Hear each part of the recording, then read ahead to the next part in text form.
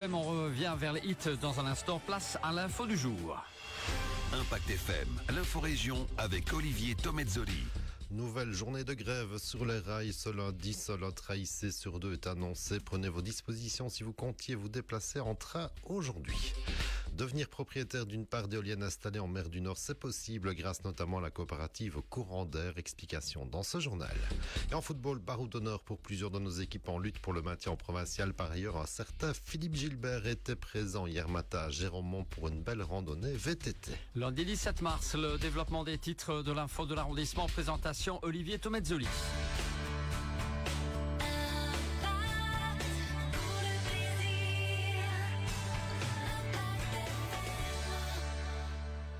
Bonjour à tous et attention si vous comptiez prendre le train ce lundi. Une nouvelle grève à l'initiative des deux principaux syndicats du personnel cheminot. Un train IC sur 2 est annoncé ce lundi. La majorité des trains P sont supprimés. Cela risque donc de coincer sur le rail aujourd'hui. Le personnel accumule les grèves ces dernières semaines pour dénoncer le passage de 55 ans pour la pension à 67 ans sans distinction ou encore la suppression d'arrêts ou la fermeture de petites gares. Le rail qui sera encore fortement perturbé le 31 mars, jour de grève générale, tout secteur confondu. On prend le large au sens propre, direction la mer du Nord en plein champ d'éoliennes. Et c'est alors que vous pouvez, c'est inédit, devenir propriétaire d'une part d'éoliennes. Et cela grâce à un consortium de coopératives belges, surtout wallonnes, qui sont associées pour acheter 5 éoliennes en mer du Nord. Donc, explication avec Marion Eukemes, administrateur de la coopérative Courant d'Air basée à Elsenborn. C'est une particularité du projet Notre Énergie, c'est qu'il y aura un triple bénéfice. Donc il y aura un tiers des retombées qui seront utilisées pour soutenir le prix de l'électricité, c'est-à-dire pour offrir un prix de l'électricité le plus stable possible aux ménages.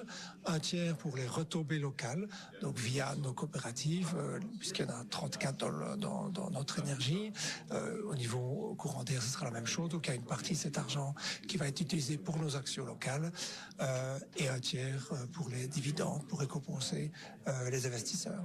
C'est une grande partie du mix énergétique nécessaire pour la Belgique, qui comprend bien entendu l'onshore, l'offshore. Mais l'offshore, en 2040, ça représentera en tout presque 8 gigawatts installés, donc l'équivalent de 8 réacteurs en puissance. Le solaire sera aussi, puisqu'on attend à cette époque-là qu'il y aura pratiquement 25 gigawatts installés. Donc on parle de capacité installée énorme parce que nous avons besoin de cette électricité, de cette énergie pour nos besoins. Et Courant d'Air et les coopératives associées vont aussi déposer leur dossier pour devenir acteurs et pouvoir lancer aussi leur propre parc éolien offshore après un appel européen.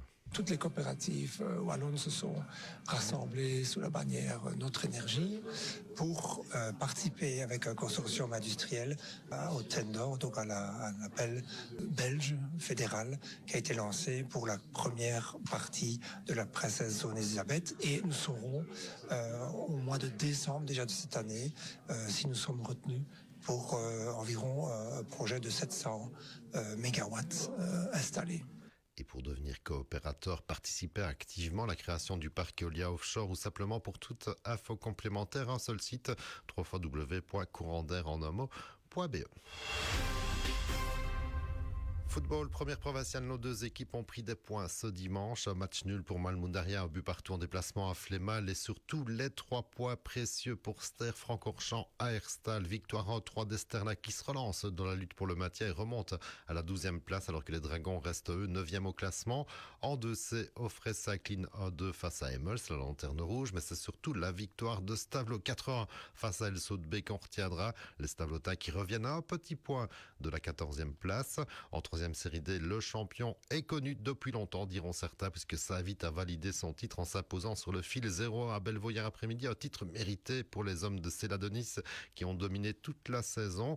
Pour les autres résultats, on notera la défaite de Malmundaria B3 à Butchenbach, le nul de l'Alliance Haute-Fagne face à Oudler, un but partout, et le score de tennis pour 3 ponts qui s'impose 6-4 dans le derby face à Wem Fémonville. C'était sans doute encore un petit peu le carnaval ce dimanche à 3 ponts pour ce match un peu fou.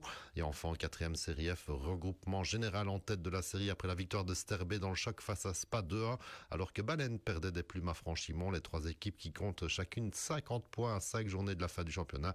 Ça promet pas mal de spectacles dans cette série. Et on termine avec une info sympa. Vous avez peut-être croisé un champion du monde de cyclisme hier dans la région, un certain Philippe Gilbert, qui était en effet au départ de la randonnée VTT de Géromont hier matin. Accompagné de ses deux frères Jérôme et Christian, Philippe Gilbert a donc couvert une des distances proposées, 38 km ici, pour un décrassage sans se battre contre le chrono.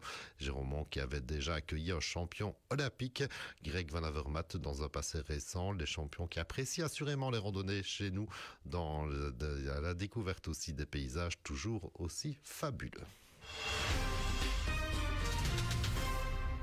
L'info continue sur notre page Facebook Impact.